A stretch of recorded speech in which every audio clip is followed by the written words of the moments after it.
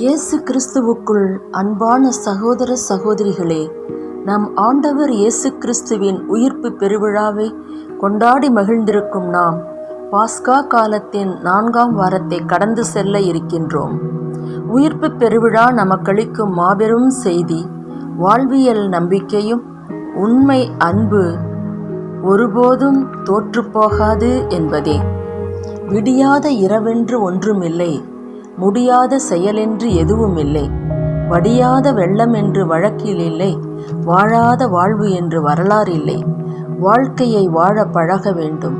அர்த்தமுள்ள வாழ்க்கை வாழ்ந்து கடின உழைப்பை கடவுளுக்கு தந்து மலருக்குள் மண்டி கிடக்கும் நறுமணம் போல் அருளூற்று நிறைந்திருக்கும் ஆண்டவர் பற்றிய செய்தியை உறுதியான நெஞ்சோடு மக்களுக்கு எடுத்துரைக்கும் போது தூய ஆவியால் ஆட்கொள்ளப்பட்டு பெருந்திரளான மக்களை ஆண்டவரிடம் சேர்க்க முடியும் என்று திருத்தூது பணிகள் கூறுகின்றன.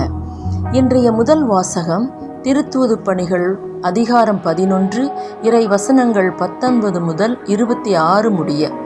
இயேசுவை பற்றிய செய்தியை பர்னபா முதலிய சீடர்கள் அந்தியோக்கியா வரை சென்று அறிவிக்க பெருந்திரளான மக்கள் ஆண்டவரிடம் நம்பிக்கை கொண்டனர்.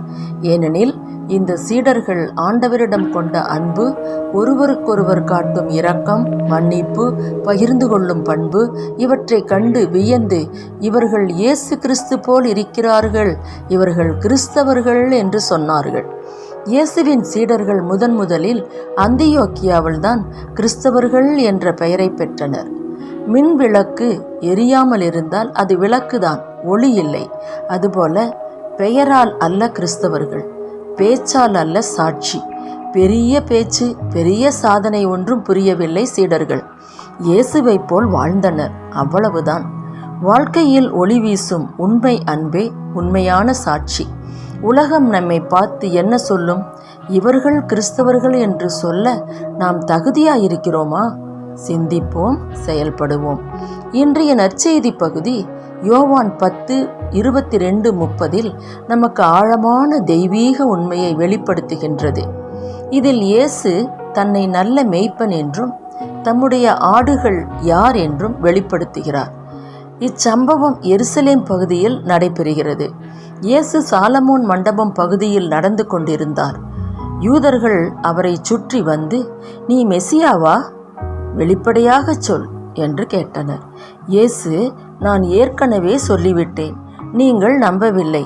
தந்தையின் பெயரால் நான் செய்யும் வல்ல செயல்களாலே புரிந்து கொள்ள முடியும் என்றார்.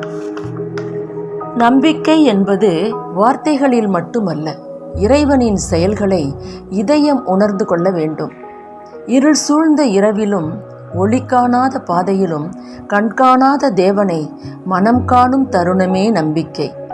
நம்பிக்கை கொண்டோருக்கு புதிய தொடக்கம் உண்டு. இப்பகுதியில் இயேசு, என் ஆடுகள் என் குரலுக்கு செவிசாய்க்கும், நானும் அவற்றை அறிவேன், அவையும் என்னை பின்தொடரும், என் கையிலிருந்து யாரும் அதை பறித்துவிட முடியாது என்கிறார். உண்மையான நம்பிக்கையாளன் கடவுளின் குரலை கேட்டு அதன்படி நடப்பான். ஒரு எடுத்துக்காட்டு. தெருக்களின் மூலையில் குப்பை கொட்டப்பட்டிருக்கின்றன.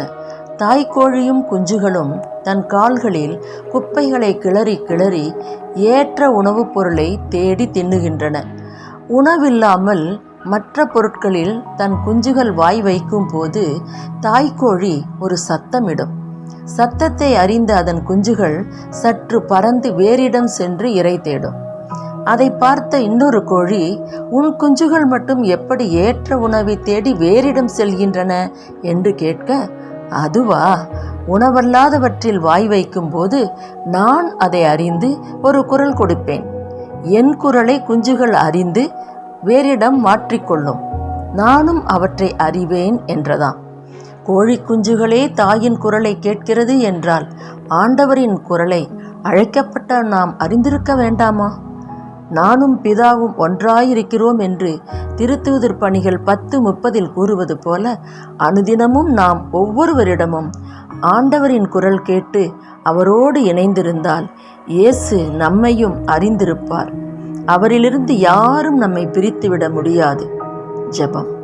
நல்ல மேய்ப்பராம் என் இயேசுவே, உண்மையான நம்பிக்கையாளனாய் உனது மென்மையான குரலை உற்று கேட்டு உமது அருட்கரத்தின் பாதுகாப்பில் நம்பிக்கையின் பெயரில் என்றும் உம்மோடு இணைந்திருக்க வரமருள்வாய். ஆமென்.